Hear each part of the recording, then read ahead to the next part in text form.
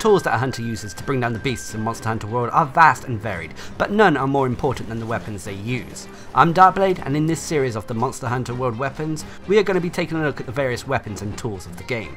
In this episode we're going to bring you an overview guide of the hunting horn.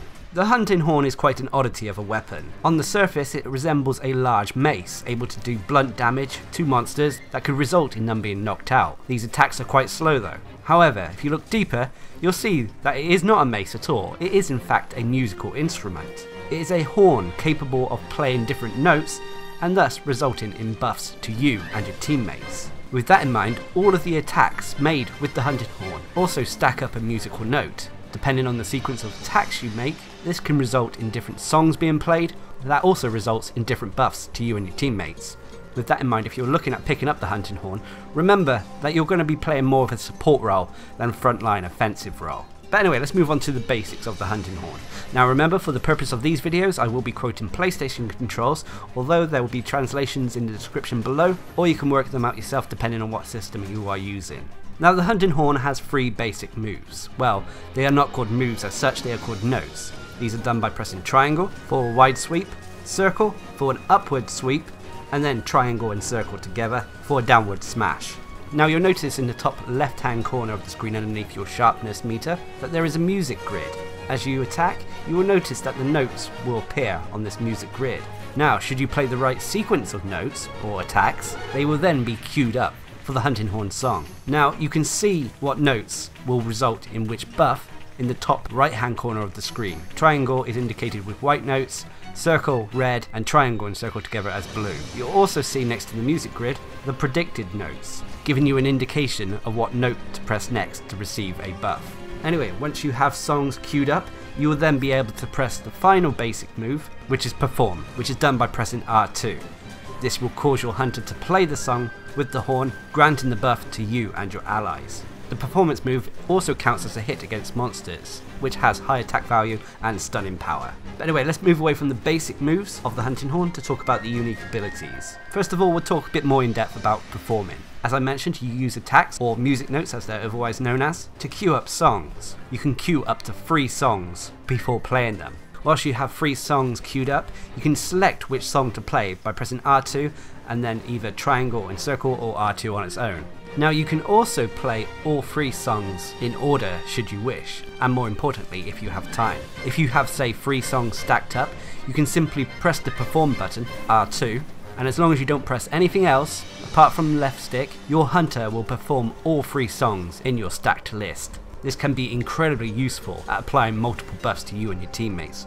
However, there is a long performance time, so there is a high chance you will be hit if you're not careful. Being hit will interrupt the buff and you'll have to start again. The next unique function is the encore function. Now after you've played a song by performing it with R2, you'll have an opportunity to play it a second time by pressing R2 again. This will strengthen the song, allowing the buff to become more potent or change it in various ways. For example, up in the top right hand corner of the screen where your songs are listed, a simple buff will make that song light up green. However, should you perform an encore and enhance it, it will light up purple instead. This is something you need to be aware of if you're using the hunting horn, so you can get the best possible buffs to you and your teammates. The next unique function is the flourish function. This is a bit more of an advanced technique for the hunting horn. Now when you use attack 2 or note 2 whilst moving or timed right after another note 2, it will perform a 2-swing attack. Now during the second swing of this attack, you'll have a small window to input note 1, 2 or 3 whilst this second swing is being executed. This will allow you to stock up that inputted note without you having to actually perform an attack. The benefits of this is that you can quickly stack notes should you need to. But like I said though, you can only do this whilst performing circle while moving or 2 circles in a row. Another unique function of the hunting horn are its buffs. As you see in the top right hand corner is a series of buffs available to the hunting horn. Now if you are using different hunting horns, the buffs may be different. Now when you perform a song, these buffs will light up green or purple. Green is the simple version of the buff, whilst purple is the more advanced. The more advanced ones could mean that they have extended duration or are simply more potent. If a buff has a bracketed S next to it, it means it's a small buff, whilst if it has an L next to it, it means it's normally a large buff. You will also notice self-improvement buffs with the hunting horn. These are buffs that only you receive, and your teammates will not. And the final unique function is the performance effect radius. Now if you see in the top left hand corner of your screen, next to your name or next to your teammates' names, will appear icons indicating what buffs you and your teammates have received. Keep an eye on this and always try to keep your teammates' buffs going for as long as possible. It is also an incentive to stay together and not spread out too far, although that being said, the radius for the hunting horn is quite large. But anyway, let's move away from the unique functions to talk about the basic combos available to the hunting horn. The first is a combo that is done in place. This is done by pressing circle, triangle, circle, and then left stick and X. This is a fairly standard combo, and the final part of the combo is a roll, allowing you to get out of danger or move closer towards a monster. The next combo is a strong combo, when an enemy is vulnerable, so when they've been knocked over. This is done by pressing circle, forward and triangle and circle together, triangle and circle together again, and then forward and triangle. This is probably the best damaging combo you can do with the hunting horn, so it's worth practicing this. And the final one is a combo which includes the self-improvement bonus. This is done with a direction and triangle, triangle again, and then R2 and R2 for an encore.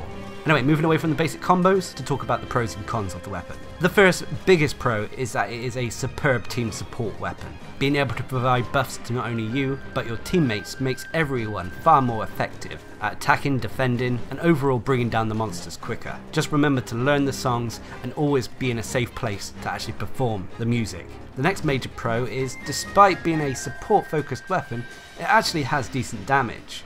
It hits quite hard, and thanks to the weapon being a blunt weapon, the impact damage is useful for stunning monsters. Just make sure you aim for their heads when doing so. So if you want to optimize your performance with the hunting horn, don't stay at the back just buffing your team, do a bit of both.